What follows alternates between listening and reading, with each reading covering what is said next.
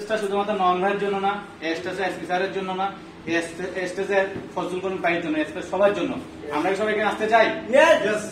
তো যাই হোক, ধন্যবাদ। আমি আসলে এক্সিলেন্ট ওয়ার্ল্ড যখন শুরু করি, আমার মেন্টর, আমার গুরু, আমার ভাই, যাদেরকে দেখে মূলত আমি এক্সিলেন্ট ওয়ার্ল্ড শুরু করি, আমাদের এসপি স্যার প্লাস হচ্ছে আমাদের মির্জানুর স্যার আজকে আসার কথা ছিল। উনি আসলে কক্সবাজার যাওয়ার আগদিন থেকে খুব গুরুতর অসুস্থ, জ্বর নিয়ে উনি কক্সবাজার করেছেন এবং টোটাল ওনার টিমটাকে সাপোর্ট দিয়েছেন এবং দিয়ে যাচ্ছেন। আজকে উনি আসার কথা, 3টার সময় আসার আমার লাস্ট কথা হয়। ওনার ওয়াইফ ফোন ধরতে পারতেছেন, উনি খুব অসুস্থ। আমরা সবাই সবার অবস্থান থেকে ওনার জন্য দোয়া করবো, উনি খুব দ্রুত সুস্থ হয়ে আমাদের কাছে ফিরে আসে এবং আমাদের সময় দিতে পারে। যাই ধন্যবাদ জানাচ্ছি আমাদের এমডি রয়্যাল রানা স্যারকে, যিনি এই কোম্পানিটা আসলে সৃষ্টি যদি না করতো আমরা আজকে এখানে উপস্থিত হতে পারতাম না। তো সবাই আমাদের যার অবস্থান থেকে বসে আমরা আমাদের এমডি স্যারের জন্য দোয়া করবো, যিনি আমাদেরকে আসলে এই কোম্পানিতে কাজ করার সুযোগ করে দিয়েছেন। তো যাই হোক, আসলে আজকে দুপুরবেলা আমি যেটা ভাবতেছিলাম, আজকে যে আমার অ্যাচিভমেন্টটা সবচেয়ে বড় খুশি হতো আমার বাবা। আমার বাবা আমাদেরকে খুব ভালোবাসেন এবং সবচেয়ে বেশি ভালোবাসেন ওনার বড় সন্তানকে। উনি সবসময় চিন্তা করতেন যে ওনার সন্তান যে কোথাও দাঁড়িয়ে এসে কথা বলবে, উনি এসব দিয়ে খুব চিন্তা করতেন যে ওনার সন্তান কোনো বড় একটা জায়গায় প্ল্যাটফর্মে দাঁড়ায় কথা বলবে বা বড় কোথাও যাবে, উনি খুব খুশি হতেন। কিন্তু আজকে আমার বাবা পৃথিবীতে নেই, 2 বছর আগ হয়ে গেছে, আমার বাবা আমাদেরকে ছেড়ে চলে গিয়েছেন। আমি আমার বাবার জন্য সবার কাছে রিকোয়েস্ট করবো দোয়া করার জন্য। তবে আমি আজকে কৃতজ্ঞ, ওনার ঘরে জন্মগ্রহণ করি, কখনো উনি আমাদেরকে নিষেধ করেন নাই যে তুমি জায়গায় যাও না। উনি বলছেন তুমি যদি ভালো মনে করো তুমি শুরু করো, আমি সাপোর্টম্যান হিসেবে তোমার পিছিয়ে আছি। তো যাই হোক, আমি আজকে আমার বাবা ছিল এক সময়, আজকে আমি একজন সন্তানের বাবা। আমি কিন্তু আজকে বাবা, কিন্তু আমার একটা 2.5 বছর সন্তান আছে, 3 বছর হবে আল্লাহর রহমতে আগামী 2 মাস পরে। আমি কিন্তু স্বপ্ন দেখি, আমি গত কয়েকদিন আগে বলছি, আমি কিন্তু স্বপ্ন দেখি আমাকে নিয়ে না, আমি স্বপ্ন এখন দেখি আমার ছেলেকে নিয়ে, আমার পরিবারকে নিয়ে স্বপ্ন দেখি।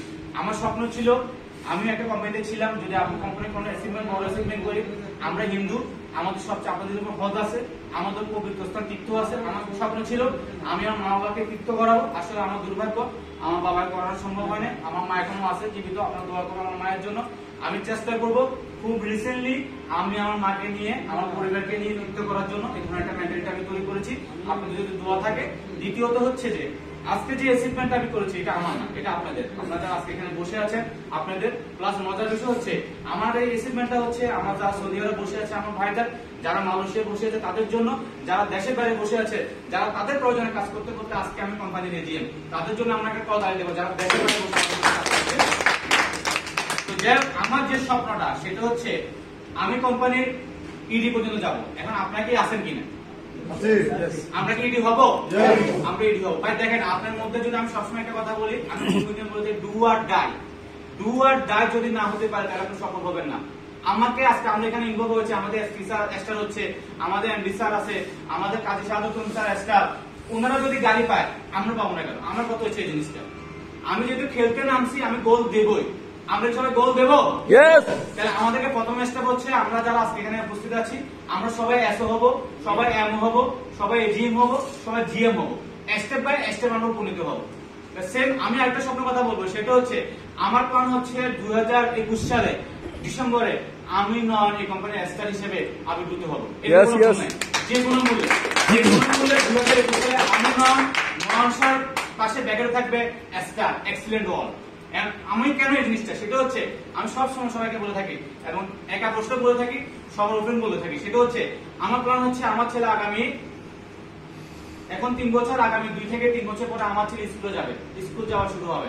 আমার প্ল্যান হচ্ছে আমার বাবা পারেনি আমাকে গাড়ি করে স্কুলে নিতে যেতে, সেটা আমার দুঃখ নয়, কিন্তু বাট আমার স্বপ্ন হচ্ছে আমার ছেলে প্রথম স্কুল জীবন শুরু হবে গাড়ি মেনটেন করে। আমরা কি চাই এই ধরনের স্বপ্নটা বাস্তবায়ন আমরা করতে পারি? ভাই এখন আমরা সবাই ইয়েস বলবো, সবাই মোটিভেটেড হবো। আসলে মোটিভেটেড বা ইয়েস বলে কোনো লাভ নাই, আমাদেরকে কনফার্ম হতে হবে। আমি আবারও বলতেছি, এসপি স্যার যদি পারে, নন স্যার যদি পারে, শিমুল স্যার যদি পারে, আমাদের ফজলুল করিম সাহেব যদি পারে, তাহলে আমি কেন পারবো না? ওনার মধ্যে আমার মধ্যে কোনো ডিফারেন্স আছে? ওনারা 2টা হাত, ওনার 2টা পা, আমারও 2টা পা। সৃষ্টিকর্তা পৃথিবীতে এমন কিছু মানুষ দিয়েছেন যাদের মধ্যে অনেক কিছু অভাব রয়েছে, কারো চোখ নেই, কারো পা নেই, কারো মাথা নেই, কারো ঠ্যাং নেই, এভাবে আছে। তাহলে সৃষ্টিকর্তা আপনাকে নিয়ে যেহেতু স্বপ্ন দেখে, সেহেতু আপনাকে পৃথিবীতে পূর্ণাঙ্গ মানুষ রূপে তৈরি করে পাঠিয়েছে। উনি আপনাকে নিয়ে স্বপ্ন দেখে, সেজন্য অন্যদেরকে পূর্ণাঙ্গ মানুষ রূপে রূপান্তর না করে আপনাকে পূর্ণাঙ্গ মানুষ রূপে রূপান্তর করেছে যে এই বান্দার মাধ্যমে আমি আমার অনেক স্বপ্ন বাস্তবায়ন করবো। তো সেম আমরা কি চাই না আমাদের সেই সৃষ্টিগত স্বপ্ন আমরা বাস্তবায়ন করি? তাহলে আমরা আজকে থেকে প্রস্তুতি গ্রহণ করি, সেটা হচ্ছে আমরা সবাই ইন্ডিয়া ট্যুরটা অ্যাচিভমেন্ট করব। বিশ্বাস করেন ভাই, আমি আজকে যে এজিএম হয়েছি, কোম্পানি আমাকে ইন্টারন্যাশনাল ট্যুর দেবে, হয়তোবা মালয়েশিয়া, হয়তোবা চায়না, যেকোনো একটা ট্যুর দিবে না? আপনারা এখানে যারা আছেন প্লেনে কি উঠছেন কেউ? আচ্ছা, যারা বিদেশি প্রবাসী ভাই তারা উঠেছেন। আমার সৌভাগ্য হয়েছে সর্বপ্রথম যখন আমি মালয়েশিয়া যাই, তখন আমার সর্বপ্রথম সৌভাগ্য হয়েছে আমি প্লেনে উঠার পরে আমি যখন নির্দেশনা পাই, সেটা হচ্ছে যখন বাংলাদেশ টাইম ভোর 6টা বা 7টা, তখন আমি মালয়েশিয়া এয়ারপোর্টে নামবো, আমাদের নির্দেশনা দেওয়া হয়। তখন আমার মধ্যে একটা গ্রুপ চাপ, আমি যদি কোথাও যাই, মানে একদিন থাকবো, 2 দিন থাকবো, তখন আমি যাই আগে কি করি, বাথরুম কোথায় আছে, টয়লেট কোথায় আছে, ওয়াশরুম কোথায় আছে, এটা আগে দেখে ফেলি। কারণ হচ্ছে এটা যদি ফ্রেশনেস না আসে তাহলে নিজেকে ভালো লাগে না। এখন বিমান যখন ওখানে থামবে, তখনই কিন্তু আমার ওই প্রাকৃতিক টাকার একটা ম্যাগনেট তৈরি হয়ে যাবে। আমি চিন্তা করলাম, কি রে ভাই, তখন আমি কি করবো? প্রথম বিমান, এখন আমি বিমান বাংলা ইংলিশে বোঝানোর পরে উনি নিয়ে গেল, আমার দেখা দিল সবকিছু, আমি দেখে নিলাম।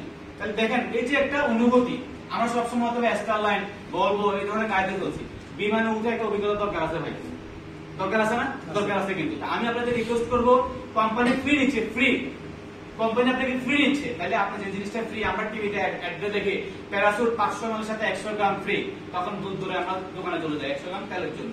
আর যেখানে 100 গ্রাম তেল না, 1000 গ্রাম তেল না, সেখানে কার্টুনে ইন্ডিয়া ট্যুর, খাওয়া দাওয়া থেকে শুরু করে আসা পর্যন্ত আপনাকে সবকিছু কোম্পানি দেখবে। আপনি যদি আপনার পরিবারের জন্য একটা চকলেট কিনেন, একটা শাড়ি কিনেন, সেটা আপনার ব্যক্তিগত একান্ত ব্যাপার, কিন্তু আপনার আসা থেকে যাওয়া পর্যন্ত এবং সবকিছু খাওয়া দাওয়াকে গ্রহণ করবে কোম্পানি। তাহলে আমার যতটুকু ধারণা, আমি ইন্ডিয়াতে কমপক্ষে 8 থেকে 9 বার ইন্ডিয়া ট্যুর করেছি, আমি মালয়েশিয়া গিয়েছি এবং নেপাল আমি ট্যুর করছি নিজস্ব ব্যক্তিগত ভাবে। তো যাই হোক, এই 3টা দেশ ভ্রমণ করে আমি যেটা বুঝতে পারলাম, আমাদের দেখার অনেক কিছু এখন কি আছে, বাকি আছে। আমি সর্বশেষ যে কথাটা বলে এখানে আসতে শেষ করবো, সেটা হচ্ছে আমরা যখন প্রথম মালয়েশিয়া যাই, আমাদের সর্বপ্রথম ভ্রমণ করানো হয় মালয়েশিয়া এয়ারপোর্ট।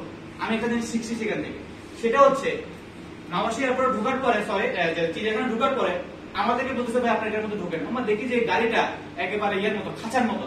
কি রে ভাই, আমরা কি পশু নাকি, পাখি নাকি, মানে ভাবতেছি আমরা কি এর মধ্যে ঢুকবো নাকি। যাই ঢুকতে হয়েছে, এটা যেহেতু নির্দিষ্ট একটা করা আছে, ঢুকলাম। এখন ঢুকে যেটা ঘুরে দেখতে পেলাম, ভাগ সিংহ যে যার অবস্থানে ওপেন, ভাগের একটা জায়গা আছে, সেখানে ভাগ 3-4টা আছে, 5-10টা আছে, সিংহ একটা কারখানা আছে, সেখানে সিংহ ওপেন। কিন্তু বাট আমরা মানুষ তখন কি হয়ে গেছি, পশু হয়ে গেছি। জি হ্যাঁ, পশু হয়ে গেছি। সেখানে আমরা হচ্ছে খাঁচার ভিতরে, আর পশুগুলো কোথায়, ওপেন। তারা ঘুরতেছে, কেউ মানে গোসল করতেছে, ভাত খেতেছে, গোসল করতেছে। এই একটা শিক্ষণীয় বিষয় আমি দেখলাম।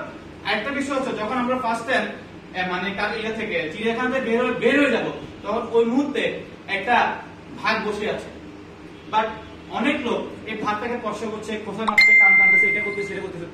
আমাদের দূর থেকে অবাক, কি রে ভাই, এটা কি কথাবার্তা, ভাগ, এটা কি ভাগ নাকি না বিড়াল? এটা গেলাম, এখানে লেখা আছে অনেক কিছু, বিস্তারিত পড়ার পরে কিছুটা বুঝলাম, কিছুটা পুরোপুরি বুঝিনি।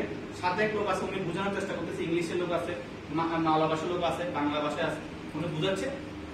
বুঝানোর পরে যেটা বুঝতে পারলাম, কি বেটা ভাগ নাকি বিড়াল? ভাই আপনার কথা ঠিক আছে, ব্যাপারটা হচ্ছে সে ভাগের ঘরে জন্মগ্রহণ করছে, বাট ভাগের ঘরে জন্মগ্রহণ প্রসব করার পর থেকে তাকে রাখা হচ্ছে গাধার সাথে, রাখা হচ্ছে কিসের সাথে, গাধার সাথে। এখন তখন থেকে সে স্বভাব চরিত্র সবকিছু কিসের মতো, এটা খামবাগ সিমবাগ যাই করে, এটা গাধার মধ্যে বসে যায়। এটা কি হইলো? তো যাই হোক, আমি এটা বলার একটা কারণ, সেটা হচ্ছে আমরা এক্সিলেন্ট ওয়ার্ল্ডে আছি, আমরা আছি রয়্যাল ফ্লাওয়ার ওয়ার্ল্ডে, আমরা ভাগের সাথে আছি। কিন্তু আমাদের ভাগ হচ্ছে, আমি যেটা বলি সবসময়, সেটা আমাদের ভাগ হচ্ছে আমাদের স্পিচার, আমাদের মেন্টর। আমরা ভাগের সাথে যেহেতু আছি, আমাদেরকে ভাগের মতো আচরণ করতে হবে এবং ভাগের মতো কাজ করে আমাদেরকে দেখিয়ে দিতে হবে। সবাইকে রাজি আছি? সবাইকে ধন্যবাদ। আজকে বক্তব্য এখানে শেষ। আসসালামু আলাইকুম।